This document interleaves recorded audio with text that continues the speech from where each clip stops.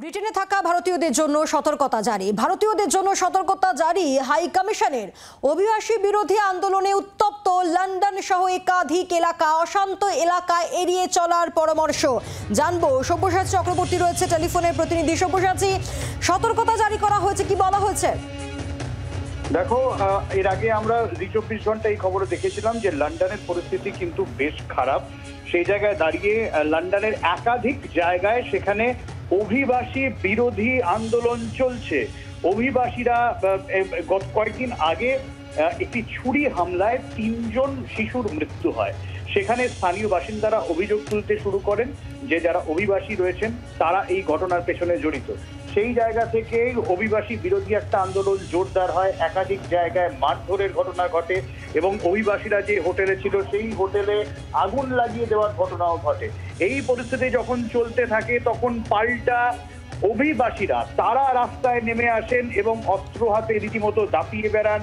ফলে দুপক্ষের সংঘর্ষের খবর বিভিন্ন জায়গা থেকে আসতে শুরু করে।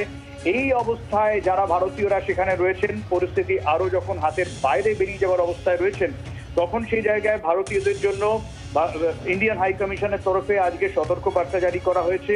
বলা হয়েছে যে সমস্ত এলাকায় অশান্তি চলছে সেই সমস্ত এলাকা ছেড়ে গেলে ভালো এবং সেই সমস্ত এলাকায় যাতে না যাওয়া হয় সেই দিকে নজর রাখতে বলেছে এবং সবসময় ভারতীয় দূতাবাসের সঙ্গে একটা যোগাযোগে থাকা, এই বিষয়টা যাতে নজর রাখা হয় সেটা কিন্তু বলা হয়েছে।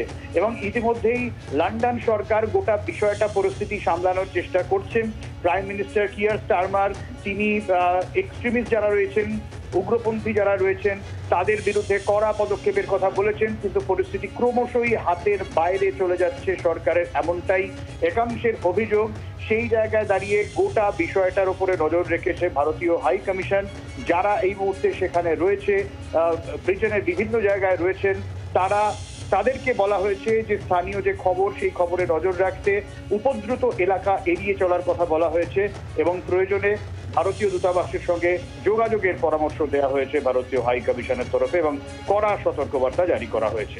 অর্থাৎ সব্যসাচী, তুমি যেমনটা বলছে যে কয়েকদিন আগে ছুরি হামলা এবং তারপর এই পুরো বিষয়, এই পরিস্থিতি এতটা ঘোরালো হয়ে ওঠে।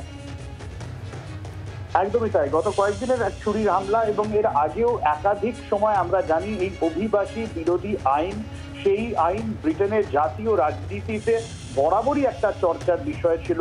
ঋষি সুনাক থেকে শুরু করে কিয়ার স্টারমারের যখন আমরা নির্বাচনী প্রতিদ্বন্দ্বিতা দেখেছি, তাতেই অভিবাসী বিরোধী আইন এটা একটা বড়সড় ইস্যু ছিল।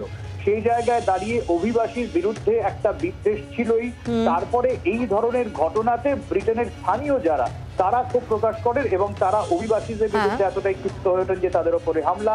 পাল্টা অভিবাসীরা যখন অস্ত্র হাতে রাস্তায় নামেন, ফলে উত্তপ্ত হয়ে ওঠে পরিস্থিতি। বাংলার আওয়াজ, বাঙালির আবেগ, জি 24 ঘন্টা।